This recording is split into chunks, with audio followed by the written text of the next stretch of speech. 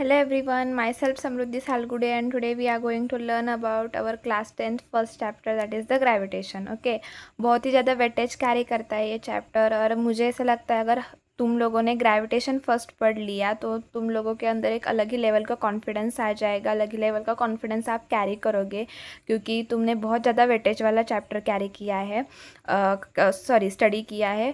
तो हम स्टार्ट करते हैं इस वीडियो में। बेसिक कॉन्सेप्ट पढ़ेंगे हम, लाइक ग्रेविटेशन क्या होता है, ग्रेविटी क्या होता है, सर न्यूटन्स क्या कहते हैं, उनके फर्स्ट सेकंड स्टेटमेंट क्या है, फोर्स क्या होता है, फिर हमारा वो यूनिवर्सल ग्रेविटेशनल कांस्टेंट का लॉ क्या कहता है, और basic about centrifugal force, centripetal force, इन सब के बारे में हम देखेंगे। तो सभी को बचपन से एक स्टोरी पता है, वो एप्पल एंड सर न्यूटन्स वाली, कि वो एप्पल के पेड़ के नीचे बैठे थे, एप्पल गिरा, फिर उनके दिमाग में एक क्वेश्चन आया कि ये नीचे ही क्यों गया, ये बीच में अटक क्यों नहीं गया, या फिर ऊपर क्यों नहीं गया। ये स्टोरी सभी को पता होती है। तो इसका भी क्या मतलब, वो स्टोरी के पीछे क्या रीज़न है, क्यों एप्पल नीचे ही गया, हमको पता है ग्रेविटेशन के कारण नीचे गया। लेकिन ग्रेविटी का एक अलग से भी एक कॉन्सेप्ट है। लाइक हमको यही पता होता है कि हमारी अर्थ हमको उसकी तरफ खींचती है, इसको ही सिर्फ ग्रेविटी कहते हैं, या फिर इसको ही सिर्फ ग्रेविटेशन कहते हैं, नहीं। लेकिन ग्रेविटी का और भी एक कॉन्सेप्ट है, इसको कहते ही है लेकिन ग्रेविटी का और भी एक कॉन्सेप्ट है, वो भी हम इस वीडियो में देखेंगे।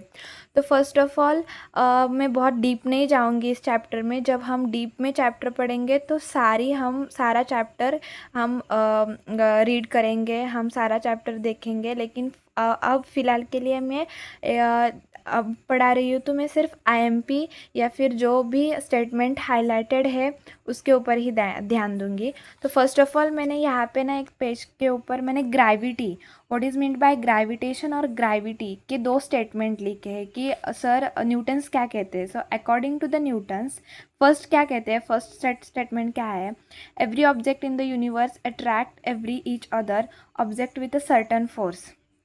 तो ये स्टेटमेंट सुन के कुछ लोगों को ऐसा लगेगा कि क्या every object in the universe attract every each other object, मतलब हम सब लोग एक दूसरे को अट्रैक्ट करते हैं। हाँ, ये सच है, यूनिवर्स में हर एक ऑब्जेक्ट को अट्रैक्ट करता है।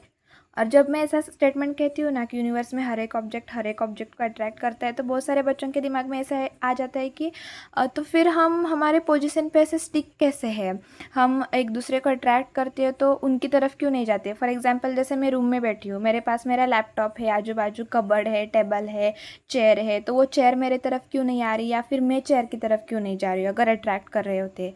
तो उसके पीछे भी एक रीज़न है, उसको ही हम कहते हैं centripetal force and centrifugal force. Centripetal and centrifugal दोनों अलग अलग है, और वो तुम्हारे स्टडी में भी है। तुम्हारे स्टडी में सेंट्रीपिटल है, सेंट्रीफ्यूगल नहीं है, लेकिन हम सेंट्रीफ्यूगल भी पढ़ेंगे, तब आपको पता चलेगा कि क्यों हम एक ही जगह पे स्टिक है, हम हमारी पोजीशन को छोड़ के एक दूसरे की तरफ अट्रैक्ट करके भी क्यों नहीं जा रहे। उसका आंसर आपको वो कॉन्सेप्ट सेंट्रीफ्यूगल एंड सेंट्रीपिटल पढ़ने के बाद पता चलेगा। और भी एक कॉन्सेप्ट है, वो केपलर्स के 3 rules, first and second and the third one, वो रूल्स पढ़ने के बाद भी आपको पता चलेगा। तो फर्स्ट आपको पता चला कि न्यूटन्स ने क्या कहा, first statement, every object in the universe attract every each other with a certain force, बहुत ज़्यादा इंपॉर्टेंट स्टेटमेंट है। And the second statement is the force with which two object attract each other is called gravitational force और gravity.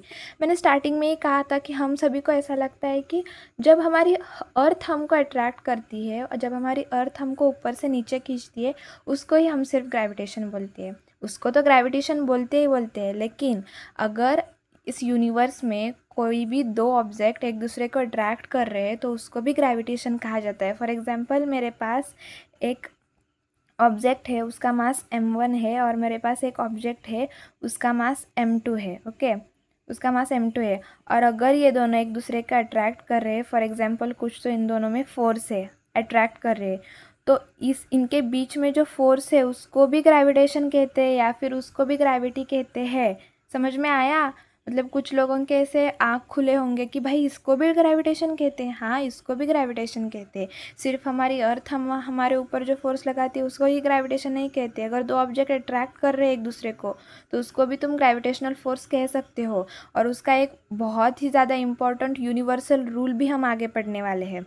तो अगर आपको viva में questions पूछ लिया या फिर definition of define gravitation, define gravity, ऐसा भी बेसिक करके क्वेश्चन आया आपके यूनिट टेस्ट में या फिर आपके बोर्ड के एग्जाम में भी, तो आप ये लिख सकते हो the force with which two object attract each other is called gravitational force और इज कॉल्ड ग्रेविटी। ओके, तो अब टेक्स्ट बुक में देखते हैं कि टेक्स्ट बुक में क्या क्या है। The phenomena of gravitation was discovered by sir Isaac Newton, ये तो आपको पता ही है। मैंने यहाँ पे भी लिखा है every object in the universe attract every each other object in the universe. पाठ ही कर लो, मतलब ये रट्टा नहीं मारना, कोई भी चीज़ समझ के आपको रीड करनी है, आपको याद रखनी है, लेकिन समझ लेना कि एवरी ऑब्जेक्ट यूनिवर्स में अट्रैक्ट करता है।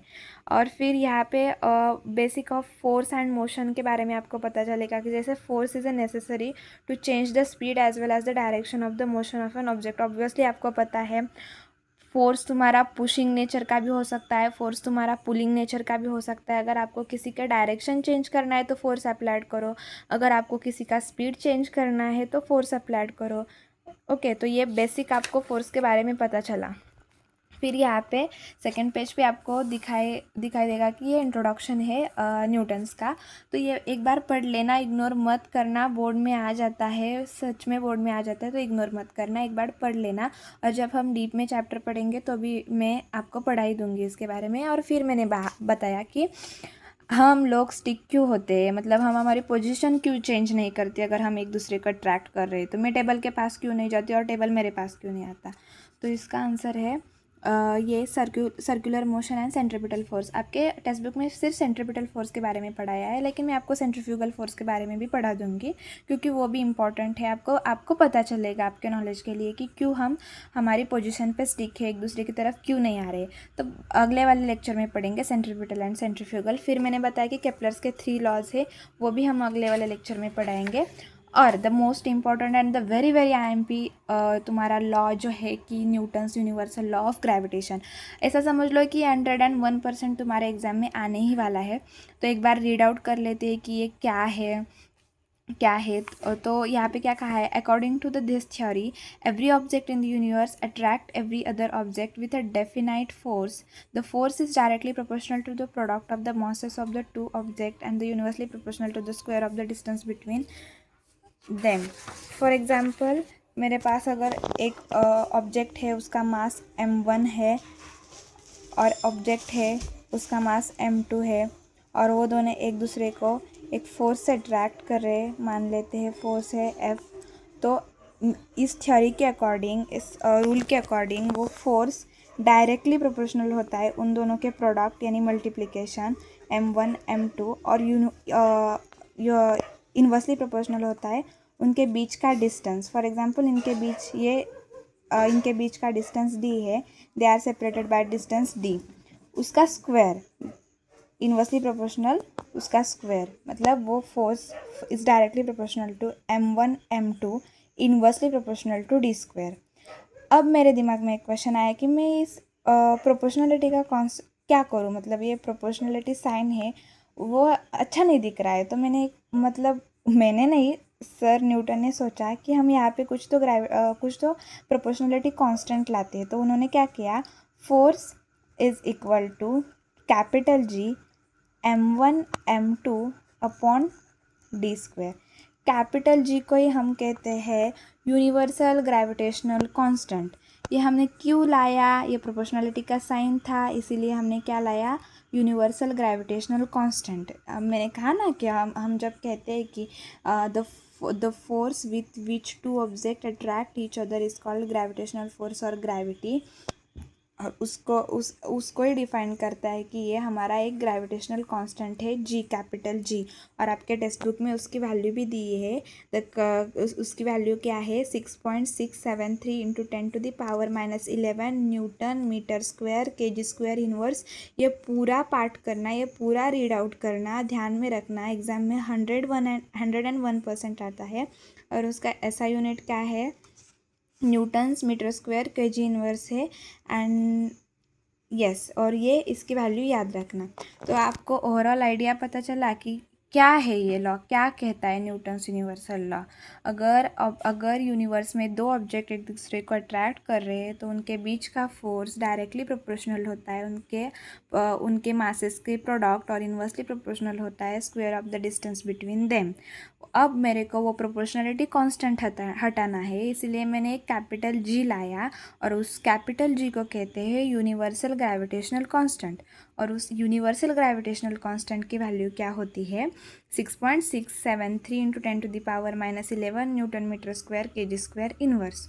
ओके, ये बेसिकली क्या है, इसका m1 और m2 केजी में दिए हैं इसीलिए केजी स्क्वायर इनवर्स आया और डिस्टेंस तुम्हारा मीटर में है इसीलिए वो उसका ऐसा यूनिट आया है।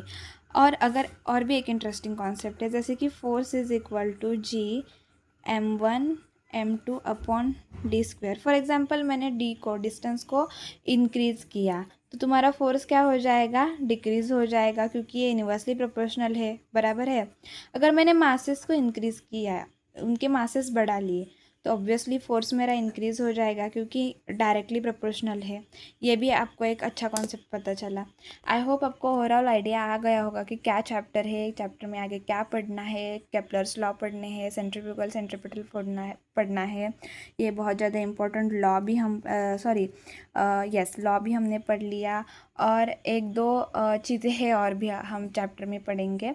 तो यस, हम आगे बढ़ते हैं। Thank you.